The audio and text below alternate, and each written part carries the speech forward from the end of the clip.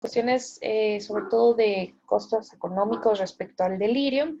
Terminando la parte de epidemiología en cuanto a mortalidad, también me es muy importante comentarles sobre todo los porcentajes a veces tan altos.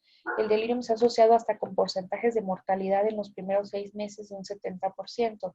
Sobre todo alguien diría, ¿por qué si el delirium generalmente tiene una resolución corta? ¿Por qué podría alargarse su mortalidad tantos meses?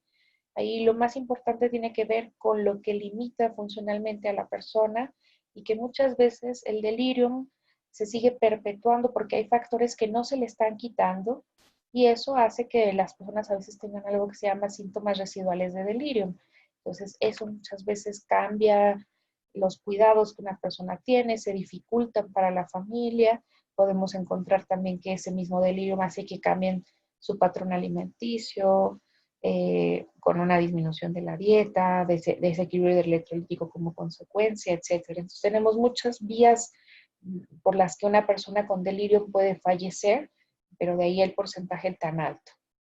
Entonces podemos decir que la vulnerabilidad que tiene esa persona contra los efectos adversos que se puedan dar en el paciente, realmente de ahí que una persona con delirium fallezca más. Entre más presente delirium en un adulto mayor, más nos está hablando de que tiene vulnerabilidad, es decir, que es más frágil. Y además de eso, es mucho más importante incluso todavía ese factor que los efectos adversos que pueda haber tenido el paciente en cuanto a sus tratamientos, también viendo que esto puede ser una causa de delirio. Entonces es todavía más importante esa situación.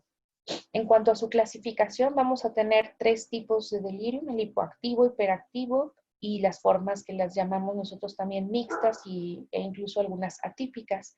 En cuanto al hipoactivo es el que más suele pasar por eso desapercibido, porque como su nombre lo dice, el estado de conciencia de la persona muestra algunos cambios que van asociados sobre todo a podemos encontrar al paciente aletargado, con una función psicomotriz disminuida, es decir, se movilizan menos, permanecen en cama, como si no tuvieran ganas de movilizarse. El paciente en su estado de conciencia puede lucir somnoliento e incluso en los casos más severos de delirio hipoactivo podemos ver al paciente con estupor.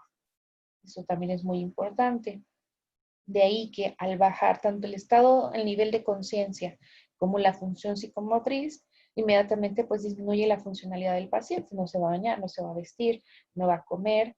Las personas pueden notar que esa persona está todo el tiempo en reposo, hay aislamiento social porque no está interaccionando con los demás, disminuye también su habla, no hablan con los demás, es como si viéramos al paciente con una enfermedad más grave, pero de lo que es.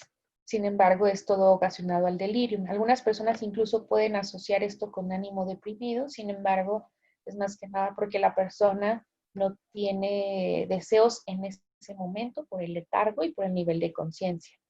El humor realmente para evaluar ese ánimo estaría más bien asociado a otras causas.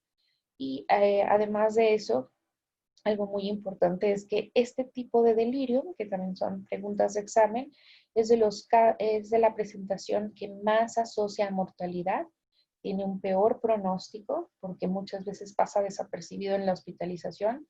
Dicen, es el adulto mayor que no está haciendo ruido, que no solicita cuidados, que no hay que hacer muchas cosas porque el paciente ni siquiera se mueve, no habla, está dormido todo el tiempo, entonces pareciera un adulto mayor como paciente perfecto porque no está solicitando nada de cuidado. Sin embargo, pues denota que realmente el estado en su enfermedad que causó el delirio, ya sea de manera indirecta o incluso fármacos, etcétera, pues no se han arreglado. Entonces, realmente esa es la cuestión.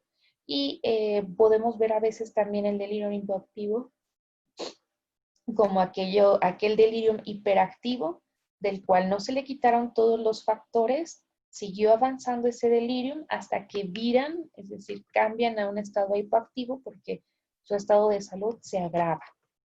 Eso también es algo muy importante. Y del otro lado contrario, pues del lado contrario tenemos al hiperactivo. En el hiperactivo vamos a ver a un paciente en su estado de alerta, hiperalerta, le llamamos a ese estado. Es decir, el paciente está continuamente cambiando su foco de atención, no nos puede poner atención suficiente porque está observando otras cosas, empieza a hablar otras cosas, no, es como si no nos estuviera haciendo caso. El paciente puede también estar en su estado psicomotriz agitado, inquieto, con ganas de bajarse de la cama, de quitarse la venoclisis, de quitarse la sonda urinaria, de empezar a querer irse a su casa, está hipervigilante, porque incluso a veces pues, se puede asociar a que sienta que le quieren hacer daño, a que esté irritable si se le toca y que quiera a veces tener incluso agresividad, tanto verbal como física. Pasa a alguien y piensa que está, al estar en su casa, como si estuviera en su casa, piensa que son personas extrañas, les puede gritar. Podemos encontrar que el paciente también en cuanto a su lenguaje puede estar más aumentado. Entonces, además de que puede haber coprolalia, podemos encontrar que su lenguaje generalmente es incoherente. Ah, caray, se me movió.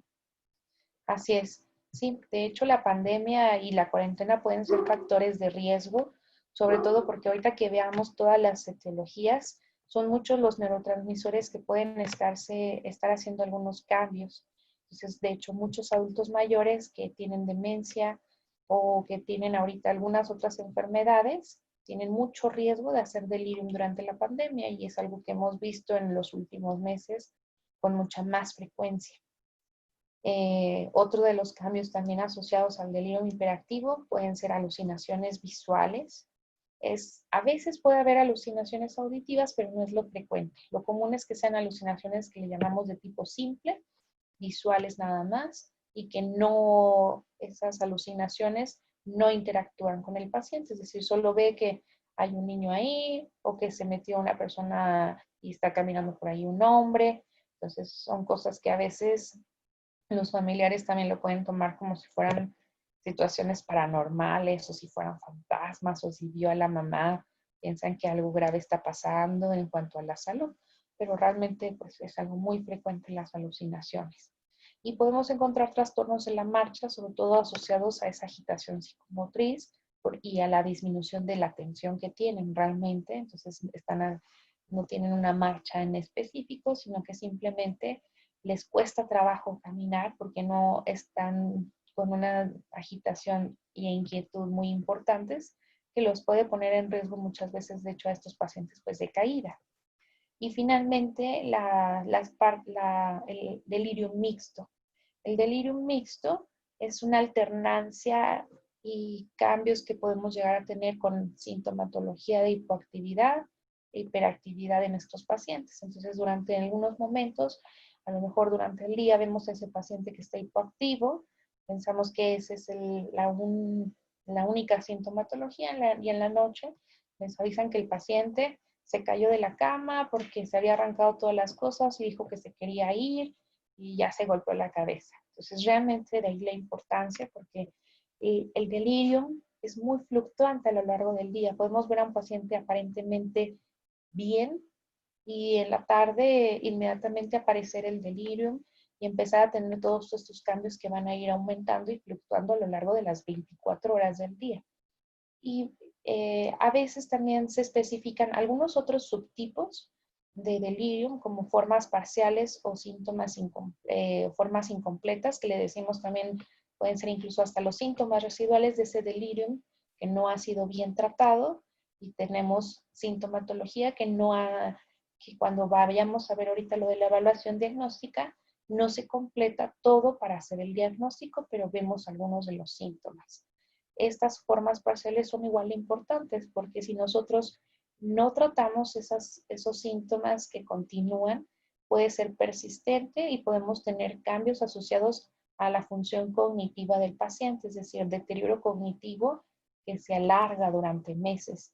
Desde ahí la importancia también de reconocer a veces algunos de los síntomas, aunque no completen todo el diagnóstico como tal. Entonces, hablando de la cuestión epidemiológica, y que es pregunta de examen, el delirium mixto es el más frecuente que van a encontrar, tiene la mayor prevalencia. Le sigue, y después del mixto le sigue el hiperactivo. Ay, no quiere cambiar. Listo. En cuanto a la etiología, ahí es algo muy importante, es multifactorial. Por eso ahora, así como preguntaron ahorita, la pandemia también es ahora otro factor extra que se ha agregado por todo lo que constituye esta pandemia. En cuanto a los múltiples factores de riesgo que podemos tener para que un paciente presente delirio, muy importante dividir estos factores entre aquellos que les llamamos factores predisponentes de delirio, es decir, aquellos que el paciente ya tenía, que también pueden ser como tanto factores intrínsecos como también algunos otros factores que el paciente no solo posee él mismo, sino que a lo mejor consumía cierto fármaco, tenía cierta enfermedad, o sucedió algo en cuanto a su salud física, mental, social a lo largo de su vida que puede predisponerlo. Hasta la misma edad es un factor predisponente para presentar delirio. Entonces, son aquellos factores que el paciente ya tenía previamente antes de tener delirio.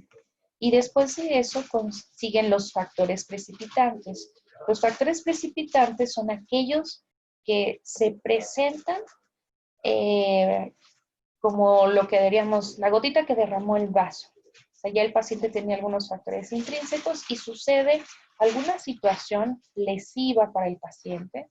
Por ejemplo, un traumatismo craneoencefálico, una caída, una fractura de cadera, una infección de vías urinarias, un evento vascular cerebral. Todo eso va a precipitar que el paciente tenga entonces ya ese delirium con todo lo que tenía antes. Un ejemplo sería, por ejemplo, ahí nos ponen en la demencia. Son pacientes que tienen una vulnerabilidad muy importante para hacer delirium. Entonces, en sí mismo, su demencia sería el factor predisponente. Y de repente alguien decide darle un fármaco psicoactivo. Imaginen que le damos, por ejemplo, a esa persona una benzodiazepina. Y entonces esa persona le dan clonazepam y empieza con un delirium. El delirium lo vemos de forma muy aguda, es decir, eso es algo muy importante porque a veces la gente confunde los síntomas de demencia con delirium. Entonces, el paciente no tendría por qué estar presentando en ese momento alucinaciones y empieza con alucinaciones. El paciente se encontraba previamente tranquilo y empieza con agitación psicomotriz, agresivo con los familiares, no quiere comer, les dice groserías, les pegó, quiso salirse de su casa. Entonces, ese delirio está ocasionado por tanto los factores predisponentes como los factores precipitantes. Es decir, no podemos decir que la culpa solo sea el clonazepam. Eso es algo que quiero que se vayan quedando en cuanto a que ahorita que veamos lo del tratamiento. Entonces, de ahí que todos estos factores de riesgo pues pueden ser acumulativos, porque a lo mejor una persona ya va a tener múltiples enfermedades o patologías a lo largo de su vida y a lo mejor no nada más le van a dar ese fármaco psicoactivo, sino que trae infección de vías urinarias, lo hospitalizan, lo ingresan, le ponen una sonda, un catéter urinario, se lo dejan durante todos esos días, el catéter le causa dolor, está en un lugar que desconoce. Entonces, no nada más tendríamos ya solo un factor, tendríamos muchos factores agregados que están asociándose a que se haya precipitado, que se haya presentado más bien ese delirio. Y esta tablita me gusta mucho, la pueden encontrar en el HASA y él nada más lo pasea en español. Algunos cambios que sobre todo nos ayudan mucho a entender en cuanto a la vulnerabilidad, como les decía, algunos pacientes pues pueden presentar diferentes trastornos, no nada más hay que hablar de demencia, depresión, es decir, de trastornos afectivos. También podemos encontrar personas que tengan una enfermedad como diabetes descontrolada, insuficiencia cardíaca, enfermedad renal crónica, etcétera. Entonces, todos estos factores predisponentes, incluyendo la parte de la edad avanzada de los adultos mayores, el antecedente, por ejemplo, de haber tenido delirio, el que el paciente sea, por ejemplo, tenga alguna disminución en sus actividades de la vida diaria, es decir, tenga abatimiento funcional, todo eso va a constituir esos factores predisponentes. Y aquí vemos muchos ejemplos de factores precipitantes. Y si a lo mejor lo vamos viendo como poco a poquito, de menos a más, alguien diría, bueno, le dieron un fármaco sedante, es un precipitante, pero no se compara tal vez con un factor tan grande como una cirugía mayor. Por ejemplo, que el paciente entre a lo mejor a hacerse una colecistectomía abierta porque tenía una colecistitis complicada y el que el paciente esté con anestesia general durante la cirugía. Entonces, todo eso sería un factor precipitante mucho mayor que haber dado un fármaco sedante o que haberse deprivado de sueño porque tuvo insomnio en la semana previa. Entonces, la importancia de ver la cantidad y el grado de la lesión también se asocia con el factor predisponente en una manera como indirecta. Ahorita les voy a decir por qué. Entonces, entre menos vulnerable, si la vulnerabilidad de ese paciente no es tan alta, es decir, nada más tenemos un paciente que tiene algunas fallas en sus actividades de la vida diaria instrumentales y tiene, por ejemplo, síntomas de una depresión leve. Entonces, ese paciente necesitaría un factor precipitante muy alto para presentar delirium, es decir, entre menos frágil sea ese paciente, va a necesitar un factor mucho más grave. En cambio, un paciente con demencia, cuyo factor predisponente es muy alto, yo esperaría que incluso simplemente si tuvo insomnio durante 2, 3 días, el paciente ya con eso sea suficiente para que me produzca delirium. Entonces, de ahí la importancia de ver también la gravedad de ese factor predisponente y los factores precipitantes, qué tan graves se van haciendo. Entonces, a mí, por ejemplo, se me haría muy raro que un paciente que no sea frágil, un paciente robusto en su clasificación, que el paciente no tenga enfermedades crónicas descontroladas, es decir, que sea un paciente adulto mayor dentro de la tipología que podríamos considerar sano. Si de repente tiene una semana con insomnio, no esperaría que ese paciente tuviera delirium. Y si lo presenta, incluso me añade a mí una pregunta respecto a qué puede estar pasando de manera oculta que el paciente tenga, porque el paciente era relativamente sano, es decir, no era frágil. ¿Por qué podría ser delirium solamente con eso? Entonces yo tendría que darme a la tarea de buscar otros factores que pudieran haber precipitado ese delirium, cosas incluso a lo mejor en sus factores predisponentes que estuvieran ocultas y que a lo mejor nadie se hubiera dado cuenta que el paciente tiene un cáncer o que el paciente está teniendo alguna otra enfermedad y no solo el insomnio, sino a lo mejor una infección de vías urinarias que lo llevó a ese insomnio, por ejemplo. Entonces, como ven, es una multiplicidad de factores, tanto predisponentes como factores también precipitantes que nos pueden llevar a delirio. Aquí muestro nada más algunos de los que pudieran predisponer a ese paciente, simplemente empezando desde su edad avanzada. Le puede dar un riesgo 3 veces mayor, sobre todo en aquellos que tienen más de 85 años. Pacientes con deterioro cognitivo, demencia, ya lo vimos que tienen un riesgo muy alto, 2 hasta 5 veces más que pacientes que no tienen estos trastornos neurocognitivos. Enfermedades de base, como ya lo comentábamos, graves como enfermedad renal crónica, insuficiencia cardíaca, y esas enfermedades pueden ser crónicas hasta con un diagnóstico incluso reciente, a lo mejor de diabetes mellitus, recientemente diagnosticada en ese adulto mayor. Otras infecciones en sistema nervioso central que por sí mismo también pueden estar muy asociadas, desde eventos vasculares cerebrales, aquí nos muestran una enfermedad de Alzheimer, enfermedad de Parkinson, tumoraciones, etcétera.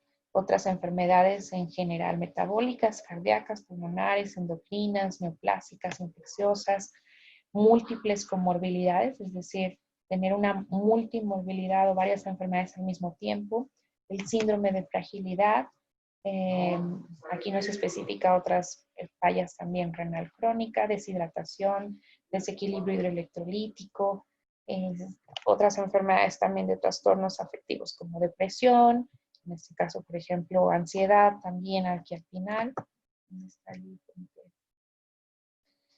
Podemos tener también algunos otros cambios, por ejemplo, sexo masculino se ha puesto como un factor predisponente mayor, alteraciones en la funcionalidad, es decir, abatimiento de la funcionalidad. Entre más abatida esté su función de actividades de la vida diaria, más riesgo de delirio, pacientes con malnutrición o pacientes que incluso sean pues, alcohólicos o tengan alguna dependencia a benzodiazepinas.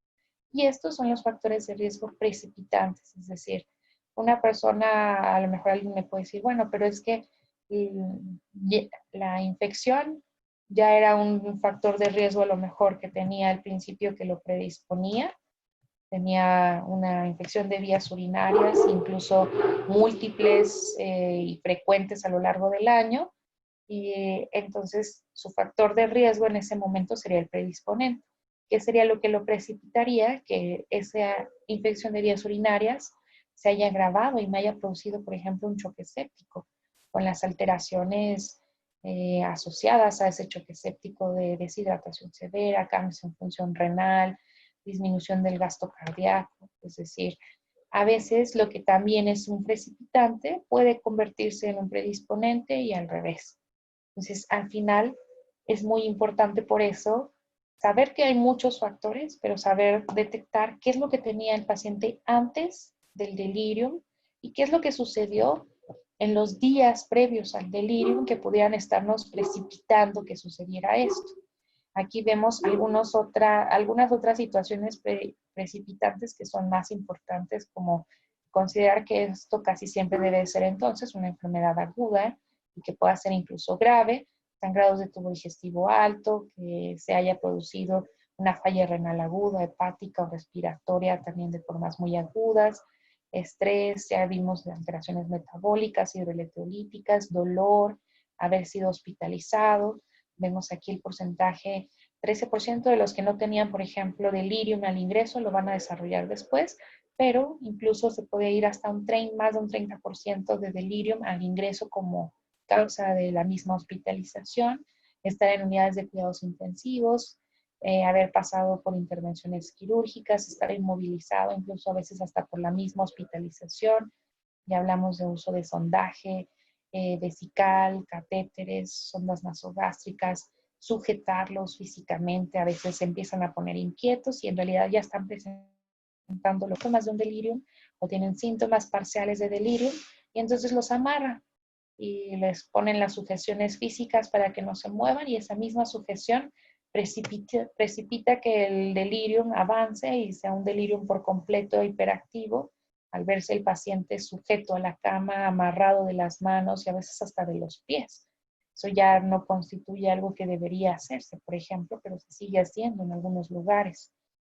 Las iatrogenias también es algo muy desafortunado porque a veces no se conoce mucho sobre los adultos mayores, frágiles sobre todo, y se utilizan medicamentos que no deben utilizarse y que pueden precipitar ese delirio. Reacciones alérgicas también a fármacos, etcétera. Aquí tenemos todavía muchos más. Me interesa sobre todo que veamos algunas asociaciones a fármacos. Eso es de lo más importante. Los fármacos que están más asociados a delirium son ansiolíticos, narcóticos, los anticolinérgicos tienen un riesgo bien importante.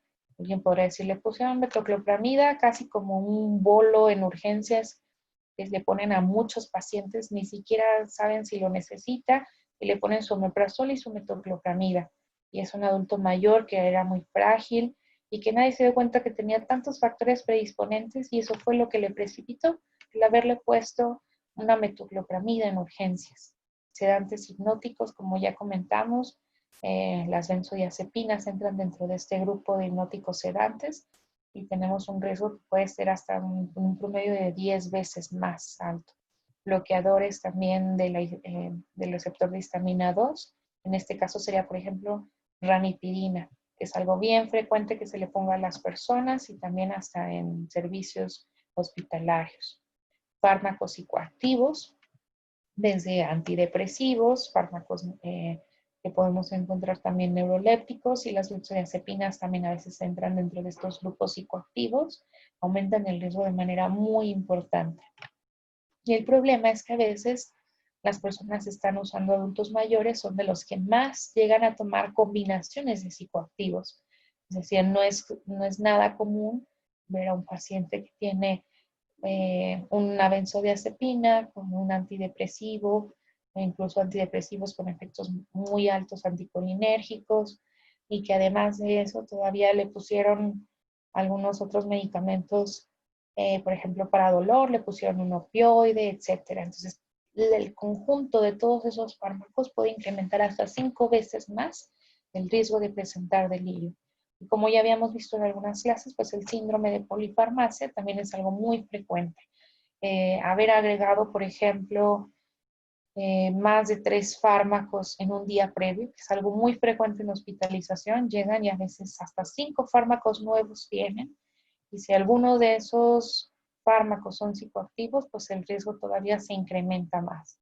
La abstinencia, por ejemplo, con benzodiazepinas, aquellos pacientes que ya usaban su clonazepam, su alprazolam, triazolam, etcétera, y llegan a la hospitalización y alguien no se lo pone. Pasan 2, 3 días y es cuando empiezan entonces ahora sí los síntomas de abstinencia y el paciente entonces empieza con delirio y nadie sabe por qué tuvo delirio. Factores ambientales, en pacientes, por ejemplo, con demencia, ellos son muy sensibles a estos cambios, de que los llevan una semana con un familiar, la siguiente semana le toca cuidarlo a otro, y cada vez que cambian, presentan desorientación porque no son lugares que reconocen, y esa misma desorientación los lleva a delirio. Aquí nada más pongo una pequeña tabla sobre los fármacos que están más asociados a delirium. A lo mejor a alguno le va a dar miedo porque va a decir, ay, son demasiados fármacos. Uno no se imaginaría que, como comentábamos ahorita, simplemente la ranitidina, el omeprazol, la metoclopramida, que son, yo sé, para ustedes a lo mejor fármacos que dicen, pues, ¿qué le va a hacer a una persona? No va a ser nada riesgoso, denle ranitidina, denle metoclopramida, pero realmente no nos fijamos en los efectos de esos fármacos y además de los efectos, no sabemos si el paciente pueda tener muchos factores predisponentes y nosotros somos los que le estamos precipitando ese delirio al haberle dado esos fármacos en apariencia no dañinos. Otros fármacos también muy frecuentes son sobre todo, ay, perdón, los antihistamínicos, un adulto mayor, le dan anticolinérgicos, le dan antihistamínicos porque tenía tos, le dan su difenhidramina, le dan además hidroxicina o le dan otros antihistamínicos que también, aunque su efecto es menor, este es nada más uno de los ejemplos, y de haberle tratado una gripe, terminamos generándole un delirio. Entonces, de ahí la importancia de conocer también un poco sobre los fármacos que se asocian a delirium, pero también interesarnos siempre por repasar y repasar los efectos de los fármacos que puedan estar teniendo en todos los pacientes. Eso es algo que siempre lo van a tener, ay, perdón, que lo van a tener que hacer toda su vida. Entonces, de ahí la importancia, que no olvidemos siempre estudiar sobre los efectos de los fármacos. Y en cuanto a la fisiopatología, realmente es, a lo mejor podríamos decir que los factores precipitantes es algo como causa, y sí lo es. Sin embargo, dentro de esas causas están sucediendo situaciones que están asociadas sobre todo a algunos cambios en neurotransmisores. Podemos estar teniendo cambios asociados también a la regulación hormonal e inmunitaria, asociados a los medicamentos que le estemos dando a ese paciente. Entonces, de ahí la importancia también. Ahorita de que vamos a ir viendo cuántas vías patológicas pueden existir. Entonces, de manera general, la fisiopatología vamos a encontrar que va a estar asociado a todo lo que es el proceso de cuidados con los medicamentos que le dimos a ese paciente, con su hospitalización, con la enfermedad que esté presentando y la naturaleza también iatrogénica en cuanto a fármacos que estemos brindándole al paciente. Un ejemplo es que si tenemos todo eso, al final, cada una de las situaciones que le están pasando al paciente, tanto haberle dado esa metoclopramida, la infección de vías urinarias que está teniendo, el estar hospitalizado y encamado, el ponerle esa sonda urinaria y que ya no se le haya quitado y que se mantenga así todo el tiempo, todo eso a través de diferentes mecanismos nos va a dar una vía final común y todas esas vías van a estar interactuando entre sí para darnos lo que es el delirium. El delirium va a ser esa alteración funcional que nos va a dar a entender todo lo que está pasando. Incluso si nosotros hiciéramos a lo mejor algunos estudios, podemos ver algunos cambios funcionales en el cerebro, no tanto estructurales. Si nosotros le hiciéramos, por ejemplo, un electroencefalograma, veríamos que dentro de toda esa fisiopatología que puede ser a través de diferentes vías, a todos esos adultos mayores que veamos con delirio, todos pueden demostrar una alteración funcional caracterizada por un enlentecimiento de la actividad de base de su cerebro. Entonces, todos esos pacientes con delirium, independientemente de su factor que los precipitó, es algo que nos da a entender que el delirium no es la manera en cómo lo diagnosticamos, es decir, nada más es una forma para darnos cuenta que esa es su fisiopatología, eso es lo que está sucediendo en el cerebro, cambios funcionales, no son cambios estructurales y no es porque la persona tenga demencia que hace este delirium, es decir, son cambios agudos que están sucediendo en el cerebro de esa persona. Incluso, por ejemplo, si hiciéramos también algún otro estudio, aparte del electroencefalograma, en realidad no vamos a ver cambios tan importantes en los estudios de neuroimagen, pero sí podemos ver, por ejemplo, cambios en los potenciales evocados. Podemos ver también cambios en el flujo cerebral a través del SPECT, que nos muestra también cómo se encuentra todo lo que es el flujo sanguíneo y es una disminución global. No va a haber un cambio muy específico en cuanto a, como en un Alzheimer, que vamos a ver disminución temporoparietal. En este caso, en el SPECT, en un delirio, lo vamos a encontrar disminuido de manera muy global. Y ahora sí, lo más importante, las vías patológicas o fisiopatológicas de los neurotransmisores más frecuentes que ocurren en el delirio. Perdón. La función dopaminérgica, y lo más importante es considerar dopamina en exceso nos puede llevar a delirio. La dopamina en exceso va a hiperestimular a la persona en diferentes vías y son pacientes que al tener mucho más dopamina pueden encontrarse agitados, inquietos, agresivos. Podemos ver que la atención disminuye en estas personas. Por eso de ahí que es algo más asociado al delirio hiperactivo. Y también el mismo exceso de dopamina, vamos a encontrar que este paciente pues pueda tener incluso riesgo de las alucinaciones visuales y auditivas. Uno de los fármacos, por eso que más utiliza para el delirium hiperactivo, en donde muy probablemente está asociado a dopamina, es el haloperidol.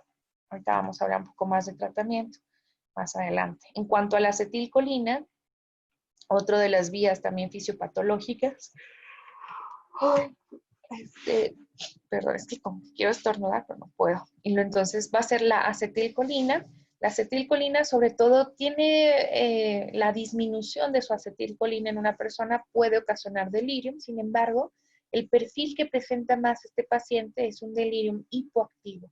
Vamos a ver a un paciente que está disminuida su atención, su nivel de conciencia, los podemos ver somnoliento. El paciente va a estar realmente sin inquietud porque va a estar completamente tranquilo, es decir, va a disminuir su función psicomotriz.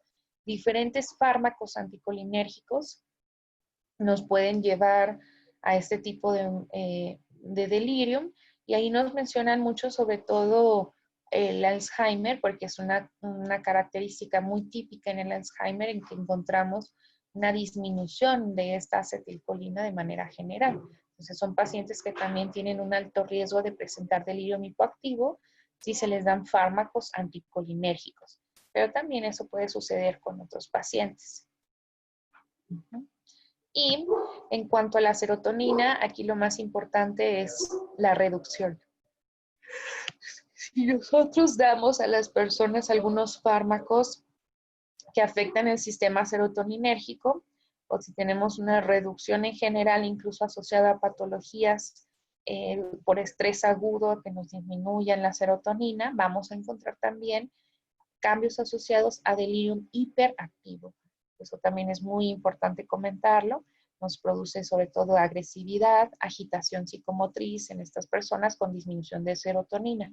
De ahí que también cuando veamos depresión nos vamos a dar cuenta que hay muchos adultos mayores Y dentro de esto, desde el trastorno depresivo que presentan, tienen también mucha irritabilidad y también pueden tener agresividad los adultos mayores como parte de su sintomatología. Y el GABA. GABA ha sido uno de los neurotransmisores de los que más se habla siempre en delirio. Sin embargo, aún todavía hay muchas cosas que no se entienden sobre este neurotransmisor. Tanto su exceso como su disminución pueden ocasionar delirio. Realmente es uno de los principales neurotransmisores que se pueden asociar incluso también a la actividad que tiene una persona en su nivel de conciencia. Entonces, de ahí también pues la importancia.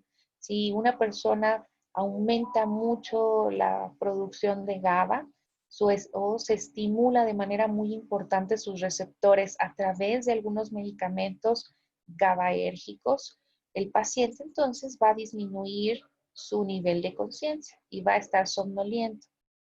Y podemos encontrar ese paciente con delirium hipoactivo.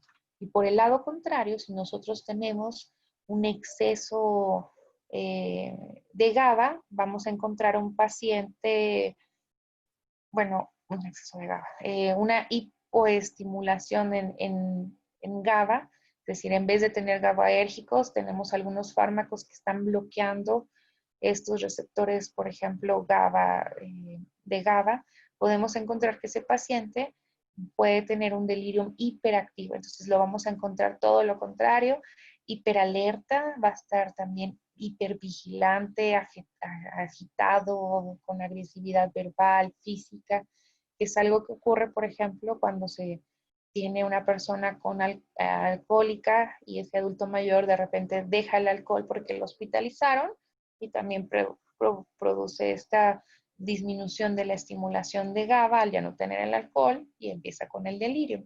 Entonces, por eso es que GABA ha sido uno de los neurotransmisores más asociados. Sin embargo, el poco entendimiento respecto a qué todas las cosas que pueden estimular este receptor es lo que a veces es difícil de comprender cómo puede ocasionar delirium de diferentes maneras y cómo a veces podemos tener pacientes que estén con una hiperestimulación con algunos medicamentos y no lo presenten. Es decir, a veces son algunas de las cosas que no cuadran todavía en el estudio de estos neurotransmisores. Y una cosa que les quiero decir es que la razón es porque no siempre una persona va a producir delirium a través de un solo neurotransmisor. Eso es lo que se ha observado. O sea, si uno nada más le echa la culpa a GABA y quiere pensar que ese es el único neurotransmisor que causa delirium, pues nos podemos obviamente llegar a equivocar y en los estudios es lo que se demuestra. Algunas personas van a producir delirium y otras no, porque a lo mejor dentro de esa fisiopatología no estamos teniendo a GABA afectado, sino a lo mejor a la acetilcolina o a lo mejor a la dopamina. Entonces, hay que considerar que nuestro cerebro está funcionando todo en conjunto. No nada más se mueve un neurotransmisor y es todo lo que sucede. Suceden muchas otras situaciones al mismo tiempo e incluso de ahí que han salido también más estudios respecto a algunos otros sistemas, también tanto hormonales como algunas otras sustancias asociadas también a delirium como glucocorticoides, con el aumento, por ejemplo, de liberación de cortisol e incluso hasta la liberación de citocinas. Todo eso también ha sido asociado a la producción o a la precipitación de ese delirium. Entonces, de ahí la importancia de no echarle la culpa solo a una cosa. El delirium va más allá de eso, es multifactorial. Y me voy a detener ya nada más para terminar lo del cuadro clínico. Es muy importante para hacer el diagnóstico de delirium.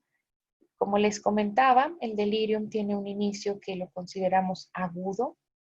El estado de esa persona va a cambiar en un tiempo aproximado de horas, e incluso 1, 2 días, 3 días. No es un cambio en mucha cantidad de días, porque su inicio realmente es de un momento a otro, están tranquilos, horas después se empiezan a poner agitados, empiezan a alucinar, empezamos a verlos agresivos, los familiares pues no entienden qué está pasando.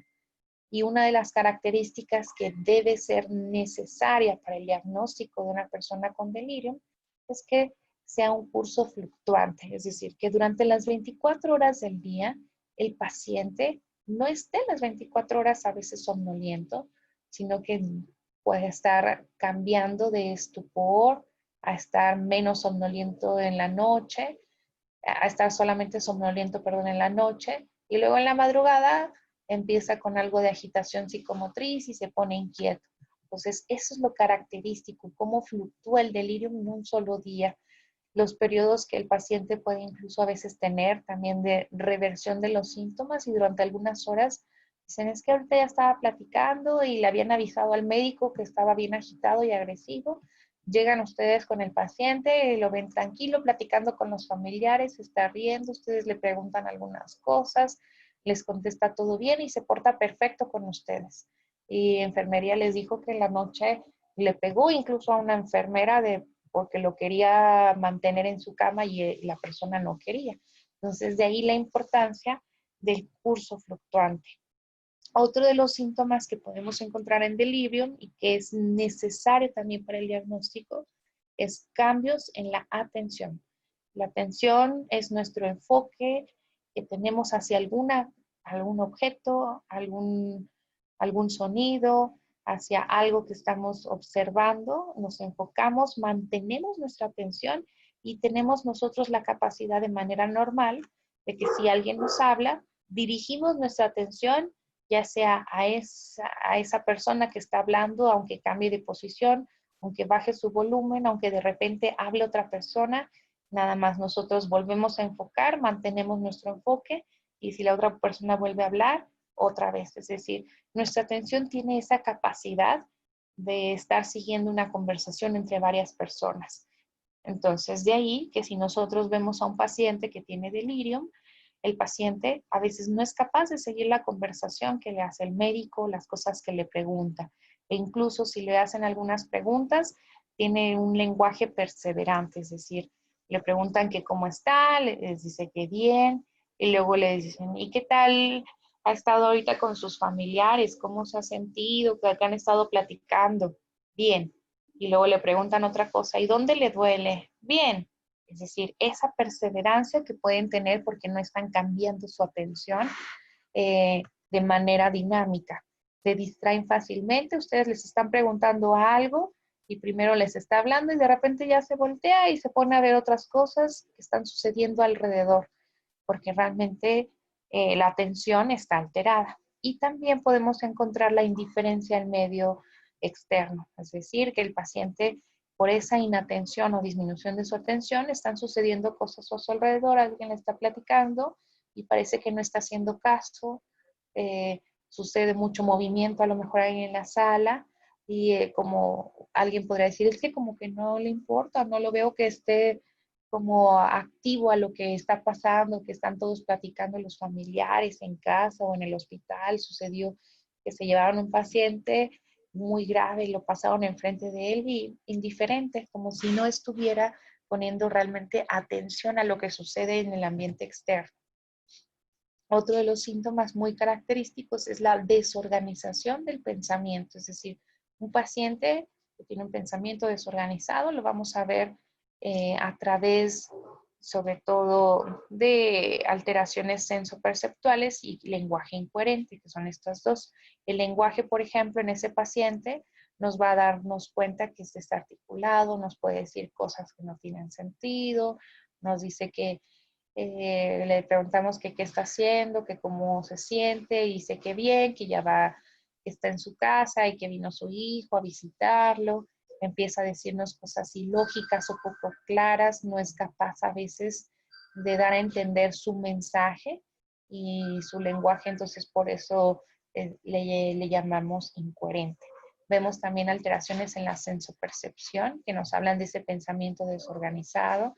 La persona puede decir que vio un niño o que hay una persona que está jugando y que está haciendo ruido o que no pudo dormir porque un señor estaba ahí viéndola y como que le quería hacer daño porque se paró enfrente de su cama.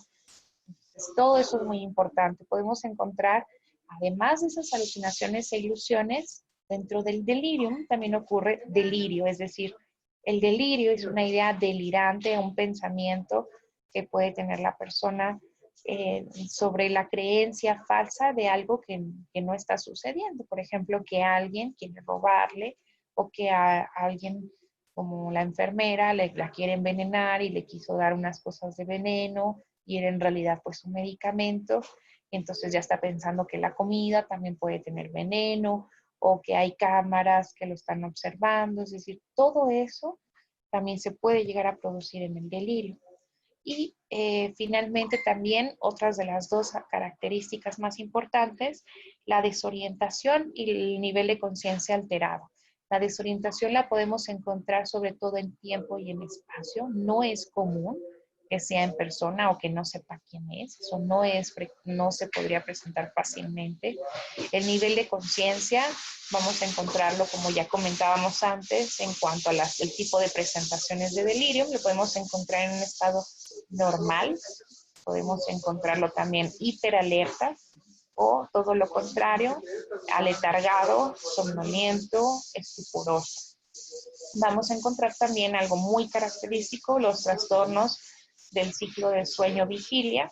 Generalmente estos adultos mayores que presentan delirium a veces tienen dentro de sus síntomas iniciales cambios asociados a insomnio de conciliación, vemos también somnolencia diurna, podemos también tener insomnio tardío, empiezan a despertarse más temprano, como a las 3, 4 de la mañana, ya no se pueden dormir, empiezan también con agitación o retraso psicomotriz, es decir, su función psicomotora puede estar o muy disminuida o muy alterada dependiendo de la presentación del delirio hipoactivo o hiperactivo.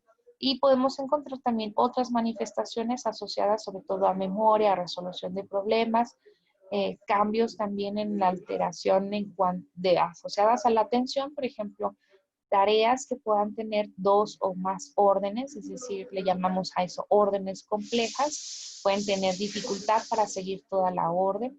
Cambios asociados también a la atención, lo podemos ver a través de pruebas de secuencias de números o pedirle que diga los meses del año al revés. Pueden tener mucha dificultad para eso. Repetir también frases largas o compuestas que le podamos pedir al paciente, pueden tener dificultad para ello, porque debido a la atención disminuida solamente dicen parte de la frase inicial y no la terminan o no la completan, no solo dicen la parte final. Pueden tener dificultad para hacer esa orden que le pidamos, por ejemplo, así de que levántese, siéntese, acomódese y descúbrase su abdomen porque lo voy a revisar, a lo mejor nada más se descubre la panza y no se sentó.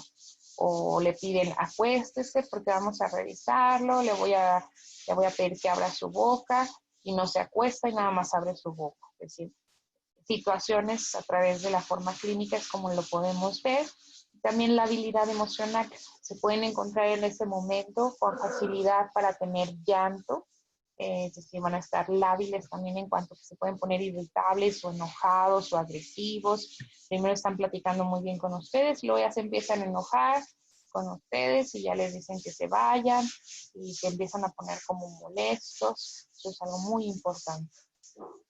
Entonces, todos esos síntomas pues van a entrar dentro de la tarea que les pedía, buscar acerca de lo que es el cambio. O también un algoritmo al que en las letras en inglés significa Confusion Assessment Method. Es un método que evalúa la confusión o el estado confusional de ese adulto mayor y por eso es el algoritmo que más se utiliza, es el que consideramos validado, incluso también es muy sencillo, es muy breve para identificar delirium. Eso constituye el screening. Acuérdense que una cosa es hacer un tamizaje y otra cosa es hacer un diagnóstico. Entonces el screening es ese tamizaje con las características que vamos a buscar en ese adulto mayor para ver si tiene delirio. Y una vez que completemos el screening, ya podemos agregar los otros diagnósticos, las otras situaciones en cuanto a que necesitamos para el diagnóstico, por ejemplo, a través de criterios diagnósticos como DSM. Entonces, yo creo que aquí nos vamos a quedar porque ya son las 9. Ahorita tienen clase a las 9, ¿verdad? Sí, doctora.